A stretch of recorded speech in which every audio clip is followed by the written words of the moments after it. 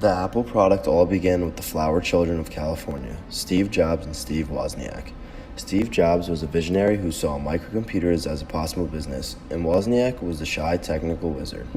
They were a perfect match for one another. They were originally friends in middle school and high school, graduating from Homestead High, but the business plan started at the Homebrew Computer Club in Menlo Park, California.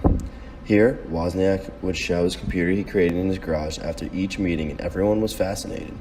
Jobs saw interest around the computer, so he came up to Wozniak and said, "Let's start selling it."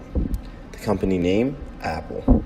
Sadly, Apple I was less of a computer than the Altair, as it was a single circuit board that came with neither a case nor keyboard, but Jobs was able to sell 50 of them at $666.66, which showed him there was a market for a real computer, the Apple II. Wozniak realized the Apple II computer needed too many chips and was too expensive to build. Luckily, he was able to combine many things in the chips in little circuits to generate colored patterns on a screen. This was all amazing, but Jobs and Wozniak needed a few $100,000 to make this new piece of technology. They reached out to Arthur Rock, the first venture capitalist, to invest in the company. Knowing that Jobs nor Wozniak graduated from a prestigious college and showed up in sandals and unshaved for the meeting, Rock still invested in the company. Jobs and Wozniak finished the Apple II and ordered a local factory to build 1,000 machines. Wozniak, the Mozart of digital design, made the Apple II a nice design and a model for efficient engineering. The computer was launched at Jim Warren's West Coast Computer Fair, one of the first big microcomputer shows. Dealers and distributors began to line up to buy the product.